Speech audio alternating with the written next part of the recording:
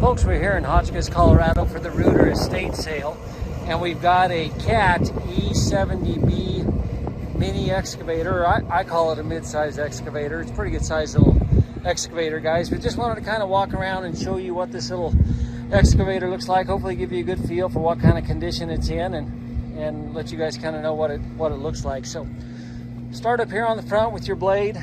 I'll measure this, but I'm pretty sure that's an 8-foot blade. And you can see it's had some wear on it and whatnot. They've actually welded a cutting edge all the way across there. So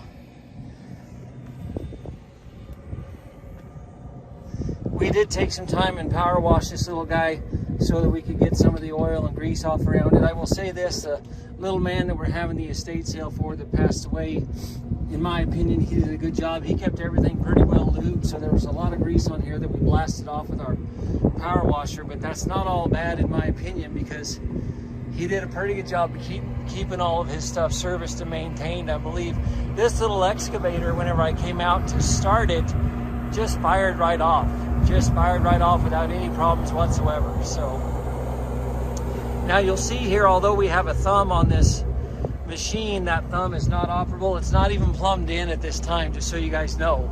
The cylinder is there, but you can see it's not plumbed in, so just kind of keep that in mind. And we do have the glass, the front glass is, we pulled it up out of the way so I could see whenever I'm driving it, but it is up there, and it does come down and latch just like it's supposed to. So we have the top glass, but what we don't have is the lower glass here across the bottom. So, but the top glass is there, and it's just pulled up out of the way right now.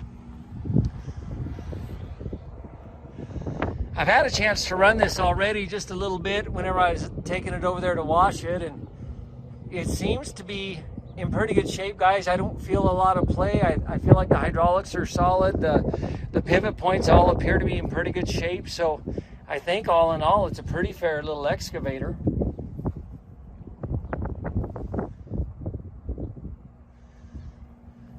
And not being an expert on excavator tracks, I'm not sure how much wear these are showing, but to me they look like they're showing a fair amount of wear on these guys, on the tracks themselves. And you know, when I get down here and I look at the idlers,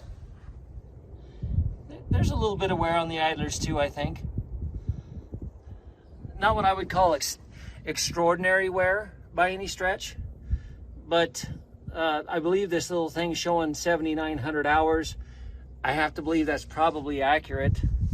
And so, you know, my guess is that's probably a fair tally on what the hours are. And as you can see, there's a little bit of wear on the tracks. You can see this track right here in front of me that we're looking at right here, that's got a little bend on it.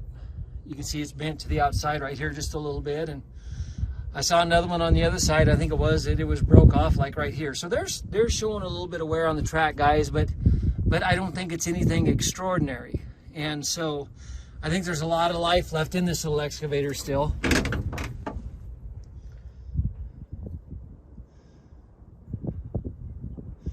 You can see the hydraulic reservoir right there.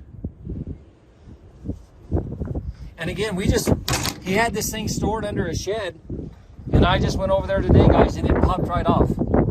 So you'll see whenever we do the little demo here, the little thing just starts right up. We tried to power wash it and get most of the mud and stuff off of it. It had a little dirt built up on it, but you can see we didn't get it all cleaned off right there.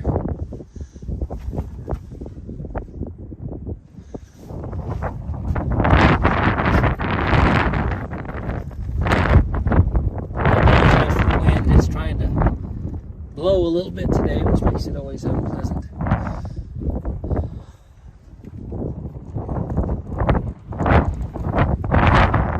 So when you look at the operator station, you can see we've got a good seat. He did keep the seat covered. We've got your joystick controls for your tracks in the front, or excuse me, your lever controls, but you've also got the foot pedals if you want to. That foot pedal over on the right over here, is what swings your articulating, or what swings your bucket over to the side whenever you want to move that bucket around. That controls that right there. So.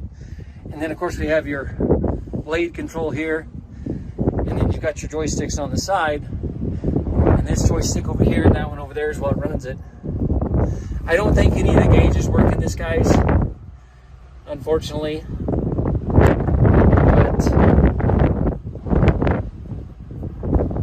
other than that, pretty straight little excavator. Again, there's your window here on the top that you can pull down if you wanted to. And again, we've opted to leave it up so that we can see it when we're running. So we're going to go ahead and start this little guy up and do a little demo for you.